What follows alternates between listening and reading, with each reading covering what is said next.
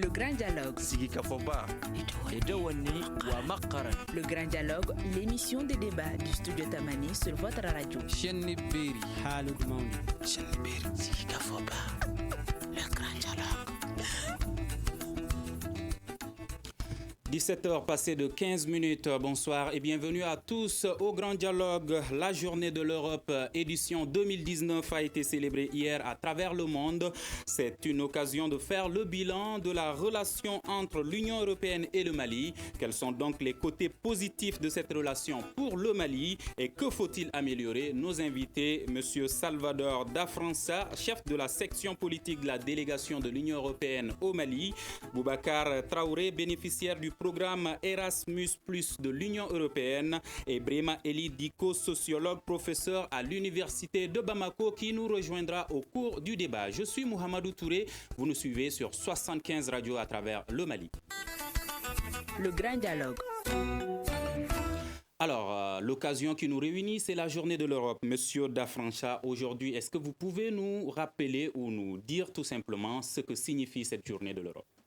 Alors, la journée de l'Europe. Tout d'abord, peut-être quelques mots sur l'Europe. Donc, l'Europe, et je le répéterai souvent au long de cet entretien, est sans doute l'exemple le plus réussi d'une intégration régionale, d'une organisation internationale d'intégration régionale. Parce que, voilà, en Europe, en 1870, puis en 1914, puis en 1945, nous avons vécu 3 guerres meurtrières, au départ sans doute entre 2 États membres actuellement, mais qui se sont éparpillés de par le monde. Donc, l'une était la guerre franco-prusse, puis ensuite les 2 guerres mondiales, et qui ont été extrêmement meurtrières, qui ont causé des millions de morts.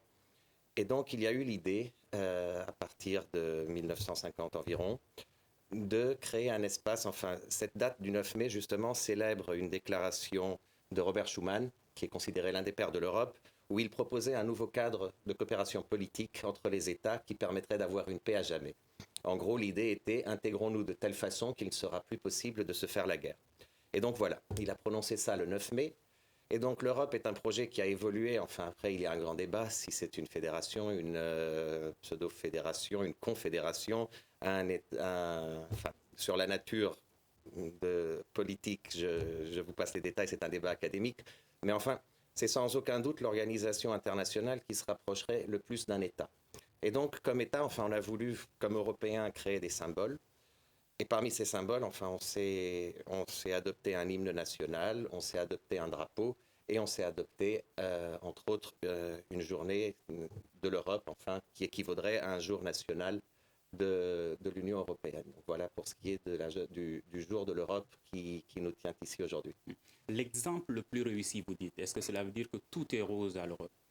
En Europe? Non, du tout. On a nos problèmes, sans aucun doute. Et d'ailleurs, vous l'avez vu, on a eu des crises de dette souveraine, on a des crises politiques à l'intérieur.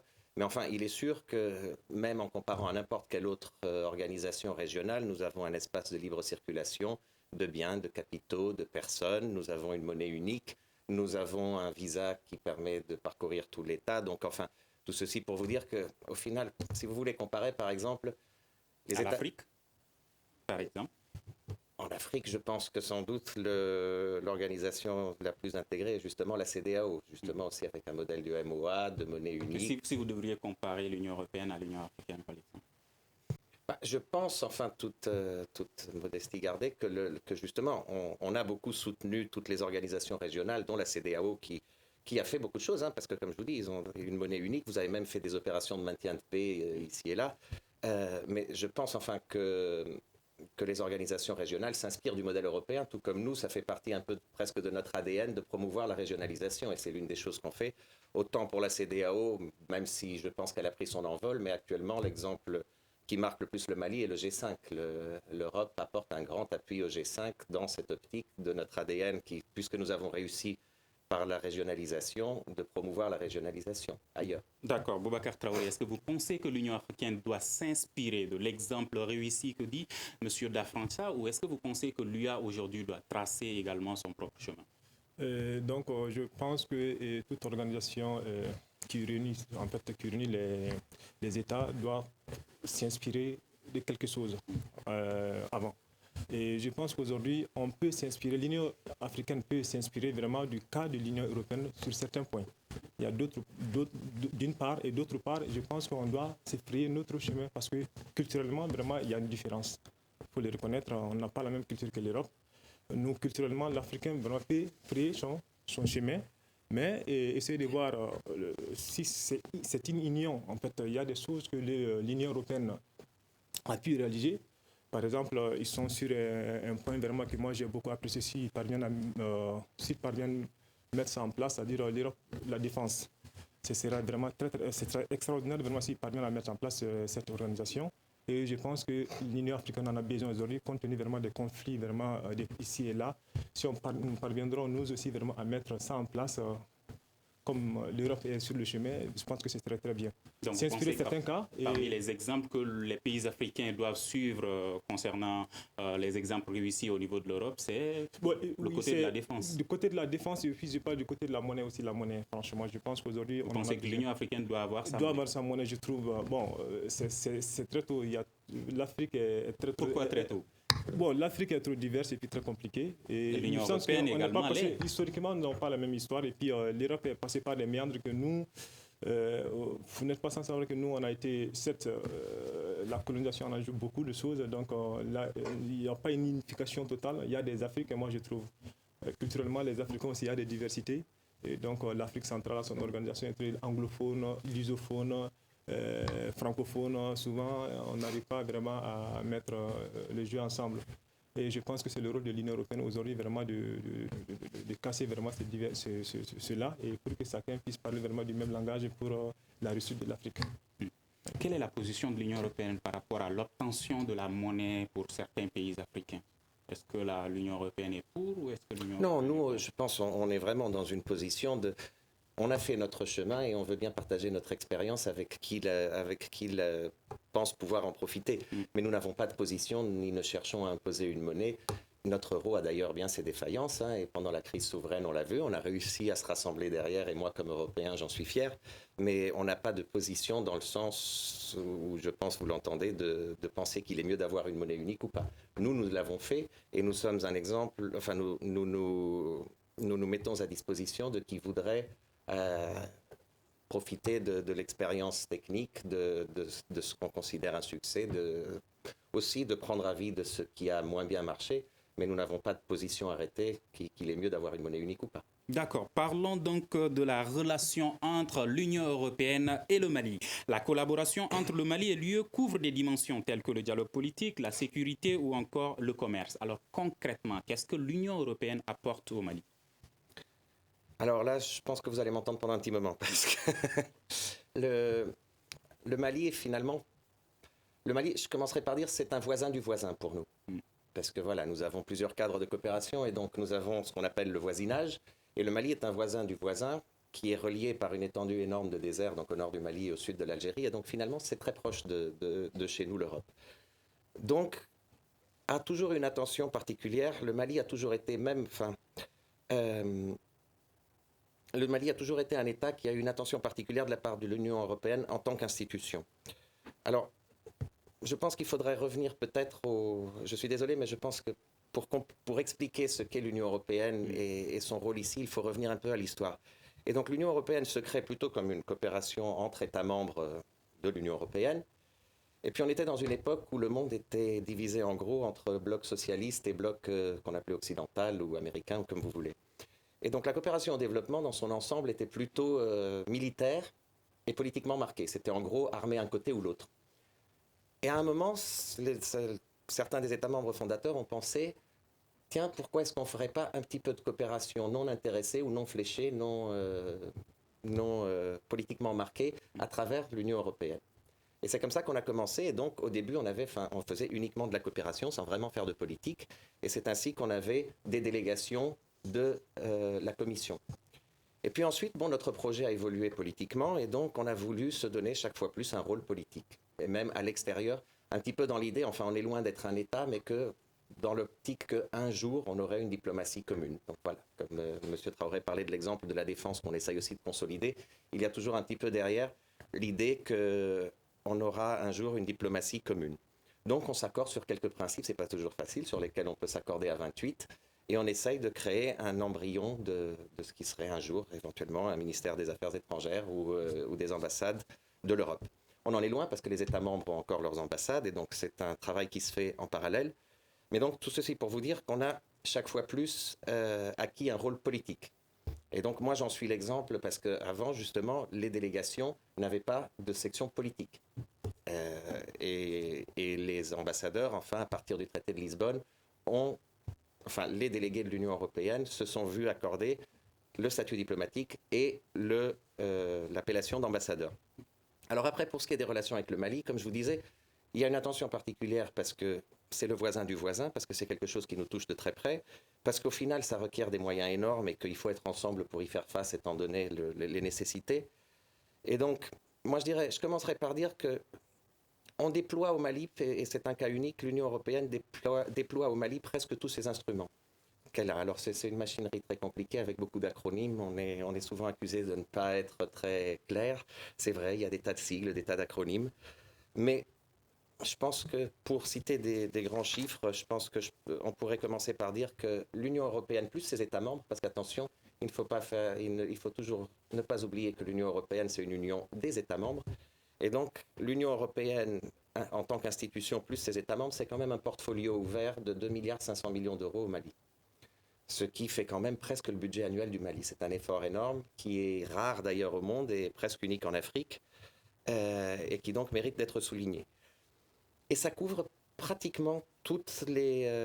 alors c'est un petit peu dispersé sans doute, mais ça couvre presque tous les domaines possibles. Alors il y a bien sûr les domaines plus classiques comme la sécurité alimentaire, le développement rural, où avec des projets, des programmes, on essaye de contribuer à la productivité agricole. À travers l'action humanitaire aussi, on essaye de, par exemple, pallier à certains endroits où l'État en ce moment a du mal à se déployer, notamment au nord, les écoles, les infirmeries. On a en gros donc dans l'éducation aussi, nous contribuons au programme scolaire. Il y a tout un programme. Alors nous sommes les seuls aussi ici et c'est presque le seul. Alors, vous venez de parler de ce que l'Union européenne apporte au Mali, oui, et qui est plus que le budget du Mali. Alors, non, je n'ai pas dit que c'était plus, j'ai dit que c'est presque. Le budget du Mali est environ 3 milliards 500 millions. Qu'est-ce que l'Union européenne gagne en retour? Écoutez, je pense pas que la question se pose sur ces termes-là, mais comme j'ai commencé une relation, c'est une position gagnante-gagnante. Donc, est-ce que l'Union européenne donne ça gratuitement ou est-ce que l'Union européenne gagne quelque chose en retour? Écoutez, l'Union européenne gagne, je pense, non seulement une bonne entente avec ses voisins ou ses voisins des voisins, la sécurité, parce qu'on investit beaucoup dans la sécurité, aussi d'une certaine façon promouvoir des conditions de vie qui permettront de fixer les populations. Donc je pense tout ça, c'est en faveur du pays qui est aidé. L'Union européenne. Vous me demandiez qu'est-ce que nous, Union européenne, on gagne. Qu'est-ce que le Mali gagne? C'est pas la question que vous m'avez posée. Non. Je vous ai posé. Vous avez parlé déjà de ce que le Mali gagne. Vous avez parlé de ce que vous apportez. L'Union européenne apporte au Mali. Maintenant, qu'est-ce que l'Union européenne gagne dans cette relation? Comme je vous disais, justement, premièrement, une bonne relation avec les voisins de ses voisins. Il y a un héritage historique, puisque la France est un État membre de l'Union européenne, ce qui nous donne une responsabilité, même comme collectif. Et puis, ensuite, et qui donc... Et justement, un des anciens présidents de la France disait que la France n'a pas d'amis, la France a des intérêts. Est-ce le cas de l'Union européenne? Non, en revenant un petit peu sur ce que je vous disais, rappelez-vous ce que le profil historique que je vous traçais, c'est encore une fois dans notre ADN justement d'avoir moins d'intérêt. Je ne peux pas dire qu'on n'en a aucun, mais enfin notre intérêt ce serait de promouvoir la bonne gouvernance, d'avoir des populations stables, de la sécurité, mais on n'est pas un État, c'est la distinction que j'ai faite depuis le début, on est une organisation d'État. Et donc à la limite, reprenant le profil historique que je vous traçais de l'origine de cette coopération européenne qui au final était... D'accord, on va revenir à cela tout de suite. Bienvenue, Dr Bremaïli Diko. Que pensez-vous, vous, de la relation entre l'Union européenne et le Mali? C'est une question assez complexe. Je pense que dans l'ensemble, la relation est une bonne relation. Sinon, le Mali aurait invité l'Union européenne à partir. Si le Mali même peut se permettre cela. Mais bon, quoi qu'il en soit... le Mali ne peut pas se permettre cela. C'est une façon de parler. Je veux dire que lorsque vous collaborez ensemble pendant des dizaines d'années, voire une vingtaine d'années, voire plus, ça veut dire que la relation est une relation assez consolidée. qui repose sur des bases solides et c'est une relation aussi qui répond aux attentes du Mali. Sinon, le cas échéant, le Mali aurait, je pense, demandé le départ de l'Union européenne, hein, parce que ce n'est pas le seul acteur qui intervient au Mali. Donc, de ce point de vue, il n'y a aucun problème. Mais c'est vrai, tout à l'heure, vous posez une question assez piège. Qu'est-ce que l'Union européenne gagne? Lui, il ne peut pas forcément répondre à la question. Il appartient peut-être au Mali de faire sa lecture de qu'est-ce que l'Union européenne peut gagner en investissant cela. Mais peut-être qu'il ne faut pas forcément réfléchir en termes de relations. Juste pour préciser, ce n'était pas une question piège, c'était une question tout court. Non, je comprends quand je dis une question piège. Après, ça dépend de quelle réponse on donne et comment la réponse est apportée et comment tout cela est perçu. Ce que je vais dire, c'est qu'il y a peut-être 2 éléments importants à prendre en compte qu'il a effleurés. Le premier élément, c'est la question de la gouvernance, parce que tout cela repose sur la question de la gouvernance. Lorsqu'il y a une mauvaise gouvernance, nous sommes dans un pays, le Mali, où 75% au moins de 35 ans ou 65% au moins de 25 ans. Ça veut dire que le défi en termes d'éducation, de santé, d'emploi, tout ça reste des défis importants. Le Mali seul ne peut pas faire face à ça. Nous avons une population très jeune, donc il y a besoin d'investir dans tous ces secteurs-là, que ce soit l'alimentation, comme il l'a dit, l'éducation, l'emploi, des choses comme ça. Et en contrepartie, s'il n'y avait pas cet investissement et que le Mali était incapable de faire face seul à ces dépenses, qu'est-ce qui va se passer? C'est des flux de migration vers l'Union européenne. Et ces flux vont partir, on sait, par la voie irrégulière comme par la voie légale. Donc ça, c'est un premier élément. Investir au Mali, faire en sorte que le Mali puisse être un État debout, un État stable, où il y a la bonne gouvernance, où il y a la sécurité alimentaire, où il y a une bonne éducation, etc. C'est aussi contribuer, comme il l'a dit, à fixer les Maliens, en fait, chez eux. Premier aspect. Second aspect, le Mali, quand même, a 7 pays, à cette frontière. C'est au moins 7651 km de frontières. Le Mali en insécurité, c'est tous ces pays-là qui sont en insécurité. Et vous savez que le Mali fait frontière avec l'Algérie. Et l'Algérie, c'est l'autre frontière de l'Europe. Donc, de l'Algérie, vous allez en fait au Maroc. Et puis, on sait qu'on est frontalier avec la Mauritanie. La Mauritanie aussi, c'est l'autre frontière de l'Europe vers l'Espagne. Donc, ainsi de suite. Ce que je veux dire, que plus il y a l'insécurité au Mali, plus les autres pays limitrophes sont en danger, plus l'Europe aussi peut être envahie par à la fois les Maliens, mais aussi, pourquoi pas, par les Ouest africains de façon générale, lorsqu'on sait que le Mali reste quand même un carrefour important de la migration irrégulière. Les gens viennent à Bamako, de Bamako, soit ils vont vers Gogi, Nouadhibou, ou bien ils passent par Gao, Ansongo, Menaka, ou bien après vers Agadez. Et ce n'est pas pour rien que l'Union européenne en fait, a investi à Agadez, qui est devenu une sorte de hotspot, même si ce n'est pas en tout cas le nom approprié. Et donc ce sont ces 2 éléments importants, je pense, à prendre en compte. C'est pour dire que nous sommes dans un monde globalisé. La question de la migration est une question qui concerne l'ensemble des pays. On ne peut pas simplement s'asseoir en Europe pour dire on ne va pas investir au Mali, on ne va pas investir au Niger, on ne va pas investir en Algérie, etc. Parce que s'il y a un problème dans l'un de ces pays-là, c'est demain l'Europe qui est inquiétée, d'autant plus qu'il l'a dit, nous avons des relations historiques avec certains pays européens, notamment la France. Et après, ceci dit, quand on regarde même l'Union européenne, il y a ce que l'Union européenne en tant qu'institution fait comme investissement, notamment par exemple le financement en 2008 du Centre d'information et de gestion de migration à hauteur de 10 millions d'euros, qui avait cette vocation de sensibiliser, d'informer sur la migration irrégulière. Donc, une façon de faire en sorte que les Maliens sachent un peu les risques liés à la migration irrégulière, les trafics qui sont associés à ça, mais aussi promouvoir la migration légale. Et voilà, donc nous sommes dans l'Europe et le Mali sont dans le même bateau de ce point de vue. Donc, la stabilité de l'Europe dépend d'une certaine manière aussi de la stabilité du Mali et donc du Sahel. Boubacar Traoré, les 3 principaux secteurs soulevés sont la gouvernance, l'émigration des jeunes surtout, et également la sécurité. Qu'est-ce que ces investissements de l'Union européenne ont changé pour les jeunes Maliens? Moi, je pense que... avant de répondre à la question, je pense que je reviens sur quelque chose. Un jour, mon conseiller bancaire m'a dit que la banque ne fait jamais de cadeaux. Donc, ça c'est clair, la banque ne fait jamais de cadeaux.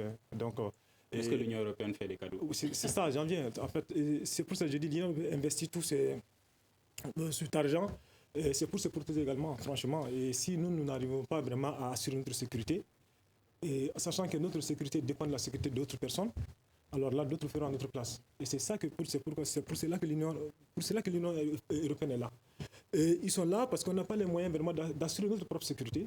Il faut voir les E5 Sahel aujourd'hui. On n'arrive même pas à boucler vraiment les sommes nécessaires pour que les troupes puissent intervenir sur le terrain. Alors que les terroristes, ils n'ont pas besoin de financement, ils en ont et ils le font jour et nuit.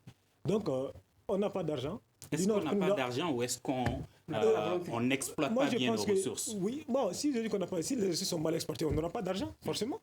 Les ressources sont mal exploitées, avec la corruption, tout comme ça. Donc, c'est pour cela que voilà la bonne gestion. Quand on gère bien, on est à l'aise. Et que ce soit les dirigeants, que ce soit la population. Mais si les ressources sont mal gérées, que ce soit les ressources humaines, les ressources minières, et ainsi de suite, c'est mal géré, donc voilà les conséquences. Donc, je pense que ce problème, vraiment, c'est avant d'accuser d'autres personnes, c'est nous d'abord. Il faut qu'on s'auto-flagelle avant de s'attaquer vraiment à d'autres personnes. Et je reviens à votre question. L'Union européenne est là parce que, vous l'avez si bien dit, s'il y avait de la bonne gouvernance, l'Union européenne ne serait pas là. Si il y avait la bonne gouvernance, les gens ne vont pas sortir. Si les ressources étaient bien gérées, il n'y aura pas vraiment de morts dans le truc. Donc, alors, moi, je précise que la bonne gouvernance n'empêche pas quand même les gens de partir. Hein. Oui, Ma question est la suivante. Qu'est-ce que les investissements, s'il vous plaît, de l'Union européenne ont changé dans le domaine de la gouvernance au Mali, dans le domaine de la sécurité et dans la lutte contre ou la réduction de l'émigration des jeunes? Je pense que l'Union européenne vraiment fait la promotion vraiment de la démocratie au Mali ici, avec des débats, des trucs comme ça, et encourager vraiment les gens vraiment à aider l'État malien même dans l'organisation des élections souvent. Donc, est-ce que vous voyez, donc vraiment c'est une contribution très très nécessaire vraiment si nous n'arrivons pas à le faire. Et c'est-à-dire le problème est que moi je trouve quand il y a un problème qui se profile à l'horizon, nous attendons que le problème nous atteigne avant de bouger. Et on attend que le problème nous atteigne et après on se lève et puis demander de faire des quêtes. Alors moi je pense que le peu que nous avons, à l'amont il faut faire face au problème avec le peu que nous avons. Et juste quand nous n'arrivons pas vraiment à faire réellement face à ce problème et qu'on peut crier à l'aide. Et je pense que ce n'est pas le cas. Et on attend que les choses s'empilent et après on demande l'air alors que le peu de moyens que nous avons, nous ne l'utilisons pas. Donc c'est comme un truc de mendiant vraiment qui demande chaque fois et là c'est ça que je n'aime pas souvent dans la gouvernance ici chez nous. D'accord. Vous parlez de sécurité et d'émigration des jeunes. Aujourd'hui, qu'est-ce que l'Union européenne apporte pour le Mali dans le domaine de la sécurité et dans le domaine de la réduction du taux de l'émigration? Alors, je commence par la sécurité, justement. Encore une fois, revenant à mon profil historique, on faisait beaucoup de coopération au sens classique de sécurité alimentaire, amélioration de conditions des populations, etc. Et le Mali est justement un cas d'exemple pour nous, l'Union européenne, où on essaye de se projeter au-delà de ce qu'était notre modèle et où on devient un acteur, et ça s'est dit sur divers papiers ici, un acteur clé dans la sécurité. Alors tout d'abord, ne pas oublier qu'à la MINUSMA, où il y a 15 000 hommes, il y en a une grande partie qui sont issus des pays européens. Donc ça commence par là. Et là, je pense, je n'ai pas besoin de tracer ce que la MINUSMA apporte en termes de sécurité au Mali. Mais ensuite, on a surtout deux missions, donc c'est où je voulais en arriver tout à l'heure. L'Union européenne au Mali a une approche intégrée. Donc, on intègre le versant classique, le versant sécuritaire, et avec deux missions de la politique de sécurité commune et de défense, comme on appelle. Donc, on a EUTM et ECAP. Donc, en gros, pour simplifier, EUTM, c'est la mission d'entraînement militaire, et donc a fait de l'entraînement. Il y a déjà 10 000 hommes qui ont été formés, entraînés, suite à ce qui est arrivé ici en 2012, où en effet l'armée a fini par ployer en conditions difficiles. Et donc voilà, on a contribué à réentraîner l'armée. Il y a 10 000 hommes qui ont été formés par cette mission d'entraînement militaire que nous avons EUTM. Et là, si vous me demandez des résultats, je peux vous dire, ça n'est pas attribuable qu'à nous, je pense que c'est attribuable à l'ensemble de la communauté internationale. Mais par exemple, l'organisation d'élections où les forces de l'armée et de la sécurité ont réussi quand même à avoir un contrôle relatif sur le territoire, des élections qui ont été considérées d'une façon générale comme raisonnablement bien tenues. Et là, je pense que si on compare cette armée en 2018 par rapport à 2012, elle était bien plus apte à faire face aux défis. Et ensuite, on a le versant policier. Donc c'est ECAP qui forme essentiellement dans la police et la sécurité intérieure et qui fait ce même travail sur le versant plus civil. Et ensuite, surtout, il y a le grand effort et l'Union européenne est le grand bailleur de fonds pour la force conjointe du G5 Sahel, où on s'est déjà engagé avec 100 millions, puis on remettra 120 millions ensuite, et on est en train d'essayer de mettre en œuvre,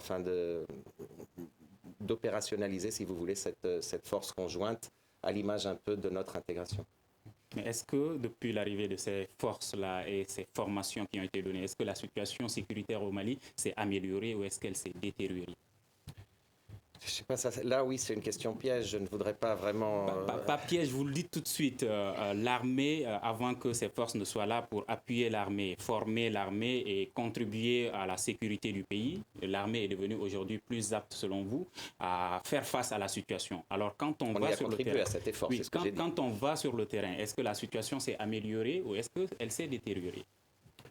Je pense que malheureusement, il y a quand même une situation sécuritaire qui demeure très difficile, mais je pense que la question devrait se poser plutôt, est-ce que ce ne serait pas pire si tout cet effort international n'était pas là en termes de sécurité? Est-ce que ce serait le cas pire si toutes ces forces n'étaient pas intervenues? Alors, pire, je pense que on ne peut pas savoir, parce qu'il y a des efforts justement pour renforcer l'armée. Mais je pense que la situation n'aurait pas forcément été pire. C'est-à-dire que nous-mêmes au Mali, nous avons laissé pourrir une situation. On sait que depuis les années 90, il y a le jet spécial algérien qui s'était tapé dans le nord du Mali au vu et au su de tout le monde, y compris de nos autorités. Donc ensuite, un trafic de cannabis et de cocaïne s'était développé au vu et au su de tout le monde. Donc on a laissé pourrir de certaines situations. En cela s'ajoute un peu, parce que tout ce qu'on voit comme prolifération de l'insécurité, c'est finalement les conséquences de ce terreau favorable qui existait. C'est-à-dire qu'à partir du moment où il y a une conjonction de coordination entre les groupes terroristes, qu'on les appelle djihadistes ou pas, et d'autres groupes, la situation peut s'empirer davantage, et d'autant plus que quand même il y a un ressentiment des populations vis-à-vis de tout ce qui représente l'État. Regardez seulement entre 2012 et 2016, toutes les personnes qui ont été inquiétées, assassinées ou chassées, ce sont des représentants de l'État. Donc ça veut dire que quelque part, il y avait un terreau favorable, en tout cas à la prolifération de cette insécurité-là. C'est vrai que 2012, la situation sécuritaire, la crise elle était circonscrite pour les régions du Nord. Plus tard, il y a eu une sorte d'expansion vers le centre, ensuite vers le Sahel occidental. Bamako a attaqué à quelques reprises, le sud du Mali. Donc, finalement, c'est l'insécurité a gagné tout le territoire malien. Mais je pense que malgré tout, il faut reconnaître que nos militaires ont été mieux formés. Maintenant, pourquoi ils ne font pas plus de combats? Pourquoi on continue à faire les replis tactiques? Pourquoi ils sont toujours surpris à Djoura, à Guiré, etc. Ça, c'est d'autres questions que je pense qu'il faut poser. Parce que là, s'il s'agit d'équiper, ils ont été équipés. S'il s'agit d'être formés, ils ont été formés. Maintenant, la question, c'est pourquoi eux aussi, ils ne vont pas attaquer les groupes. D'autant plus qu'on sait, au Mali, où est-ce qu'ils sont localisés les poches djihadistes ou terroristes, des choses comme ça. Donc ça, c'est d'autres questions aussi, je pense qu'il faut poser et qu'on ne peut pas forcément imputer à l'Union européenne ou à la MINUSMA ou à Barkhane ou au G5 Sahel. Voilà, ça, c'est des questions techniques que l'armée seule peut répondre. Des aspects positifs ont été signalés, Boubacar Traoré. Aujourd'hui, quelles sont les pistes à améliorer dans la relation entre l'Union européenne et le Mali? Je pense que il y a des pistes à mener. Ça, surtout moi, je parle surtout de mon cas et j'ai bénéficié en fait au-delà. Erasmus+, on va en parler. Exactement, tout de suite. Donc, je pense que l'Union européenne doit continuer à se lancer dans cette dynamique-là. Je sais que la formation que nos militaires reçoivent ici au Mali vraiment est de qualité. Et je pense que mettons-nous en tête également que ces formations, graduellement, je pense que je ne suis pas dans le secret de Dieu, mais quand même je sais qu'une formation, quand on forme quelqu'un, peut-être on ne va pas voir directement les résultats, mais je pense que ça viendra au fur et à mesure. Une armée, ça se construit vraiment à longueur d'année. Dans la durée. Vraiment, Diko, qu'est-ce qu'il faut améliorer dans la relation entre l'Union européenne et le Mali? Alors, ce qu'il faut améliorer, déjà, je pense, sur la question de la migration, par exemple, il serait bien que le Mali lui-même puisse proposer, je pense, des pistes d'action qui peuvent contribuer à donner plus d'alternatives aux jeunes. Ça, c'est d'abord le ressort du Mali. Il faut d'abord que le gouvernement malien sache qu'est-ce qu'il veut, au-delà du discours, parce que quand on regarde, vous avez trois logiques en fait différentes. Une logique de l'État malien qui est plutôt intéressé par la rente migratoire Et donc, ils vantent le montant de cette rente-là. Et vous avez de l'autre côté l'Union européenne qui veut lutter contre la migration irrégulière et promouvoir une migration dite légale, sûre, ordonnée, etc. Et vous avez aussi les migrants qui, eux, n'aspirent qu'à bouger et à pouvoir travailler. Donc, je pense que d'abord l'État malien sache qu'est-ce qu'il veut et qu'il propose concrètement sur la question migratoire des secteurs d'investissement. Quand je prends le Mali, le Mali est un chantier, tout reste à faire dans tous les domaines. Malheureusement, on envoie tout le monde en fait à l'école. Je pense qu'un des aspects, c'est d'abord de promouvoir la formation professionnelle. C'est par exemple quelque chose qu'on peut proposer à l'Union européenne pour former les gens dans des métiers. Pourquoi je le dis? Parce qu'il y a beaucoup d'Ouest africains qui vivent au Mali. Quand on prend les tailleurs, ils sont sénégalais. Quand on prend la restauration, c'est des sénégalaises. Quand on prend le carrelage, c'est des béninois, des togolais. Donc ce sont les métiers qui nourrissent les gens, mais ce sont les autres qui arrivent en fait à pouvoir, en tout cas, ces métiers-là. Et ce n'est pas les Maliens qui le font. C'est-à-dire qu'il y a un défi à ce niveau-là que l'État doit prendre en compte pour pouvoir proposer cela à l'Union européenne. Maintenant, en matière de sécurité, il est bien de faire appel en fait à Barkhane, à la MINUSMA et autres, mais ce ne sont pas ces forces-là qui vont assurer la sécurité du Mali à notre place à un moment donné. Il est important, je pense, de revoir même les conditions de recrutement de l'armée malienne, parce que pendant longtemps, il faut le dire, l'armée malienne était une fonction publique bis, où par exemple l'EMIA était plutôt une opportunité pour les enfants des officiers et de certaines personnes qui sont bien placées. Les choses commencent à changer, mais pas véritablement. Et donc, tant qu'on n'arrive pas à assainir cela, mais au-delà, je pense que quand on prend même l'organisation des choses, ce sont plutôt les généraux, en tout cas les officiers qui font envoyer au front, et non comme les capitaines qu'on a vus au niveau de Djoura, par exemple. Donc, ça, c'est des questions pratiques qu'il faut faire, et à partir de là, maintenant, les partenaires peuvent appuyer pour faire en sorte qu'il y ait une certaine sécurité. Donc, quand on veut tuer un lion, il faut que nous-mêmes attrapions la tête, sinon on ne pourra jamais arriver, en tout cas, à bout. D'accord, parlons maintenant de Erasmus+, un programme de l'Union européenne qui soutient des actions dans les domaines de l'éducation, de la formation, de la jeunesse et du sport. Monsieur Dafranche. Alors voilà, l'Erasmus, moi j'ai tenu à en parler, et cette année, pour les Journées culturelles de l'Europe et cette célébration du Jour de l'Europe, j'ai beaucoup tenu à faire un petit peu la promotion de ce programme. Vous avez beaucoup parlé de migration, et c'est toujours le sujet fâcheux qui nous revient. Et c'est déjà une face, il y a une migration légale aussi, et une migration qui est positive pour tout le monde. Et donc l'Erasmus+, pour moi, en est une face. Alors l'Erasmus, encore une fois, c'est la projection d'un programme qui était interne à nous, qu'on a décidé un jour de promouvoir vers l'extérieur. Moi, je dirais, parce que je suis des premières générations Erasmus, je dirais que ça a commencé vers les gens qui ont actuellement 40 ans, moi j'en ai 38, un peu plus, 45, bref. C'est en gros un échange, bon alors partant du programme européen, c'est un échange entre États membres où quelqu'un va faire un trimestre, un semestre ou un an dans un autre pays de l'Union européenne et ses crédits lui sont reconnus. Et ça a beaucoup aidé à former ce que je dirais être une conscience européenne. Parce que ces jeunes se sont vus dans un autre pays pendant un an, ont appris la langue parce qu'ils étaient jeunes, ont vu comment vivaient les autres, ont vu qu'au final on se ressemblait tous, ont eu souvent des petits amis ou des petites amies sur place avec qui parfois ils se sont mariés. Enfin, moi je dirais que c'est vraiment un programme qui a contribué à façonner l'identité européenne. Et donc, un beau jour, on a décidé de l'externaliser, enfin de le promouvoir aussi auprès des partenaires. Et il y a deux modalités, donc une plus courte, et qui implique la coopération. Alors, il y a certaines universités déjà, donc qui impliquent une coopération entre universités, un programme défini. Et puis, il y a par année quelques 1500 bourses. Alors, tout ça, Erasmus, c'est des bourses, c'est migration légale, et c'est des bourses plutôt généreuses qui permettent aux gens de vivre très bien et qui leur permettent d'acquérir des connaissances, parce que ça leur permet d'aller faire donc soit 3 mois, 6 mois, 1 an ou même 2, selon la modalité à l'étranger, dans un pays européen. Et donc, pour nous, c'est un programme qui je pense, est assez emblématique, puisqu'il s'agit de migration légale, il s'agit de former des gens, donc de leur donner des compétences techniques, et surtout aussi de les exposer à nos cultures, mais aussi espérer qu'avec cet acquis, ils reviennent un jour dans leur pays apporter quelque chose, et c'est le cas de M. Traoré qui est ici.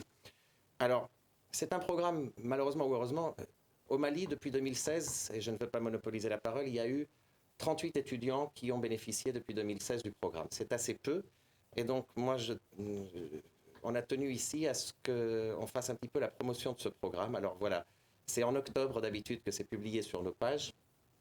Et donc il serait intéressant parce qu'au final, c'est un programme qui souvent est connu, il y a une petite distorsion du système. C'est un programme qui est connu dans des milieux universitaires et académiques très poussés. Et donc, à la base, c'est plutôt un programme qui était prévu pour les jeunes, pour façonner la mentalité des jeunes, et qui se retrouve souvent attribué à des gens qui sont à la limite du jeune.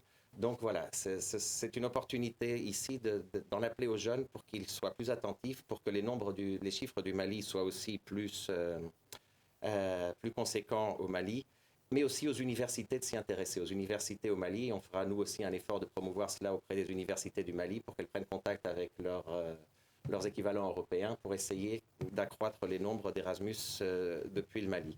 Donc voilà, tout ça pour vous parler d'un programme. Est-ce que ça concerne les jeunes non alphabétisés aussi? Ah non, bien au contraire, c'est un échange d'universitaires. D'universitaires ou même plus loin, de PhD, ou à la limite d'écoles professionnelles. D'accord. Boubacar Traoré, vous avez bénéficié de ce projet. Vous pouvez nous parler de ce que ça vous a apporté? Mais bon, Erasmus Mundus en 2008, moi je pars des amis et à travers l'Institut des sciences humaines du Mali.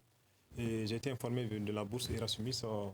Je ne m'y entendais pas du tout parce que je pensais qu'une bourse en Europe, c'était tellement difficile. Quand je suis là, je n'avais jamais sorti hors du Mali. Et donc, j'ai postulé.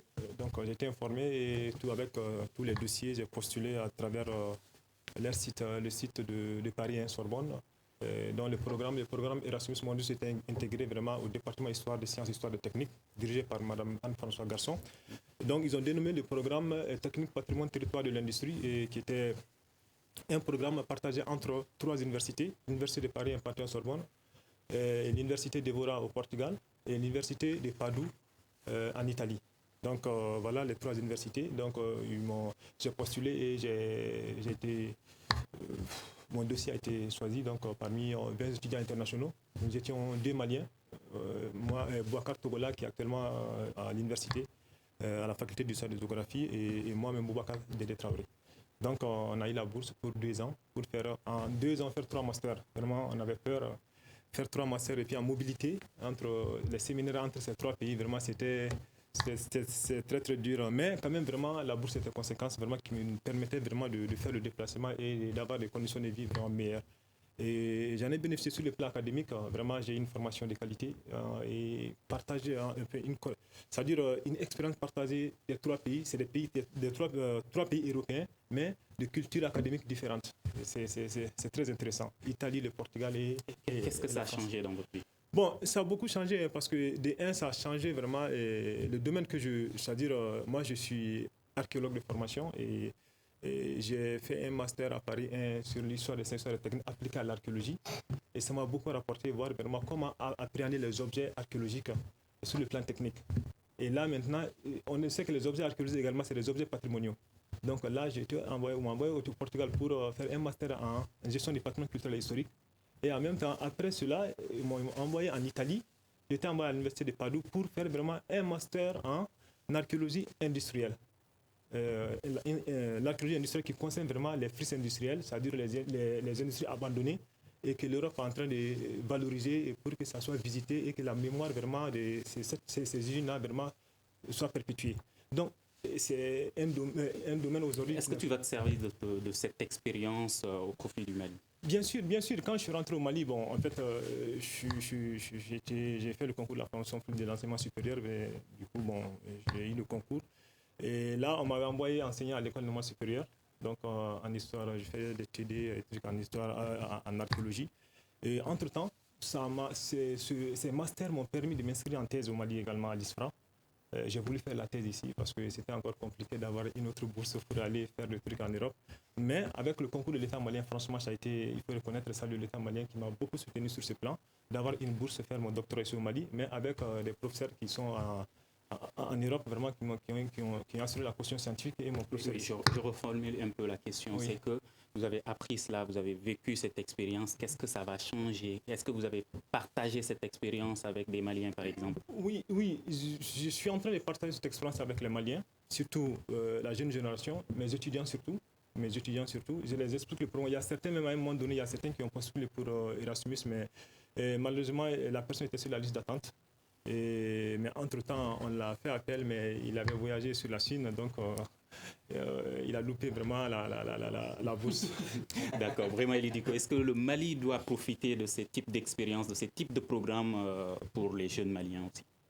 Profiter, oui, absolument. Il y a un programme similaire. C'est un peu la bourse d'excellence qui concerne les nouveaux bacheliers. Donc, il y a chaque année une dizaine de bourses octroyées par l'ambassade de France et puis la même chose aussi par le gouvernement malien. Depuis une dizaine, enfin plus d'une quinzaine d'années maintenant. C'est toujours important parce qu'une bourse pour aller à l'étranger, c'est un moyen d'intégration, c'est aussi un moyen d'apprendre de nouvelles expériences qui peuvent profiter lorsque la personne accepte de retourner. Parce qu'en fait, un des défis pour les programmes de bourse aussi, c'est le retour des diplômés. Quand je prends la bourse d'excellence, par exemple, France-Mali, très peu d'entre eux sont revenus au Mali. Pas parce qu'ils ne voulaient pas, mais parce que, bon, une fois qu'ils sont revenus, il n'y a pas eu forcément beaucoup d'opportunités qu'on leur avait offertes au retour. Donc, certains sont répartis. Ça, c'est le défi. Mais bon, quoi qu'il en soit, je pense qu'une bourse, c'est toujours un moyen de brassage, c'est un moyen de rencontrer l'autre, de le connaître mieux et donc de sortir des a priori et des préjugés. Parce qu'il faut éviter dans ce monde d'aujourd'hui de rester à vase clos et de penser vouloir faire toute sa formation au Mali dans un contexte de grève interminable d'enseignants et d'étudiants. Les objectifs de l'Union européenne sont de faire profiter de ce programme 30 000 étudiants maliens, c'est ça? Non.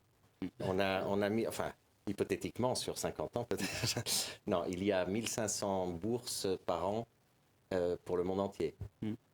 Et ensuite, après, les autres, c'est hors quota, ce qui est entre universités. Mais enfin, comme je vous dis, on a eu, depuis 2016 jusqu'ici, 38. On aimerait bien que ces chiffres soient plus conséquents. Si vous divisez 38 par 3, ça fait quoi? Ça fait 17. Non, 15, même pas. 13. 13-14. Donc voilà, on aimerait que les chiffres puissent être plus conséquents. Mais c'est vrai que là, enfin, il n'y a pas un quota pour le Mali. C'est pour le monde entier.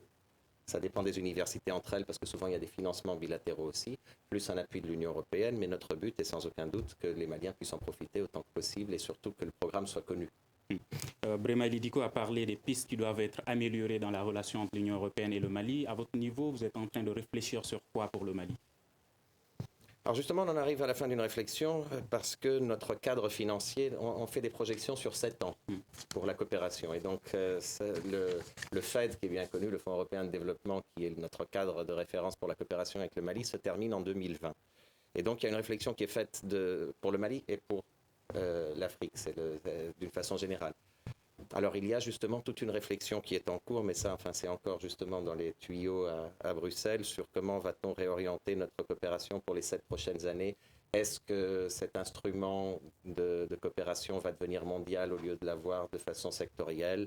Il y a une réflexion qui est faite, je ne vous cache pas, sur l'éducation, justement, mais l'éducation est toujours... Enfin, l'éducation est liée à la gouvernance, qui est le problème, comme disait M. Diko. Après, l'éducation, pour nous, c'est le même problème que pour tout gouvernement au monde, c'est que l'éducation, c'est difficile à vendre politiquement, parce qu'enfin, on a des résultats à 10, 15, 20 ans, donc c'est toujours difficile à vendre politiquement, autant pour un gouvernement que pour un bailleur de fonds. Mais il y a une réflexion qui est faite là-dessus, car c'est sans aucun doute l'un des domaines auxquels on devrait s'intéresser. Quelles sont vos attentes, Boubacar Traoré, en tant que jeune Malien? L'Union européenne, oui. Et en fait, et renforcer davantage vraiment ces relations. Et encore, je ne sais pas, il vient de dire qu'il n'a pas un quota arrêté pour le Mali, c'est un quota général pour le monde entier. Donc, je ne dirais pas de faire un quota pour les Maliens, mais quand même vraiment, pas favoriser les Maliens également. Les Maliens, je dirais que les Maliens vraiment doivent vraiment oser. En fait, il faut qu'ils osent, franchement, et n'aient pas peur vraiment de postuler. Parce que vous voyez, faites les projets et demandez vraiment, et les professeurs, les amis, vraiment qui puissent les aider. Parce que le problème, c'est là. Je pense qu'il y a beaucoup de gens qui ont peur vraiment d'élaborer les projets, des trucs comme ça. Mais nous tous, au départ, quand moi j'ai fait mon projet, j'ai montré à mon professeur qui m'enseigne à l'université, qui est Daouda Keïta. Donc il a regardé mon projet et puis il a corrigé ainsi de suite. Et j'ai postulé et puis ça a marché. Donc il faut qu'il voie vraiment les amis, les professeurs qui puissent les aider et chercher des informations et puis qu'ils soient à la page chaque fois. Il faut qu'ils des informations. Pour que tout le monde puisse en profiter. Merci bien, M. Boubacar Traoré, bénéficiaire du programme Erasmus+ de l'Union européenne. Salvador da França, chef de la section politique de la délégation de l'Union européenne au Mali. Et Brema Eli Diko, sociologue et professeur à l'Université de Bamako. À la régie vidéo et audio, Mamadi Keïta et Nouhoum Djire. Je suis Mouhamadou Touré. À demain pour un prochain numéro du Grand Dialogue de Studio Tamani et bonne journée à toute l'Europe. Le Grand Dialogue. Le Grand Dialogue, l'émission des débats du studio Tamani sur votre radio.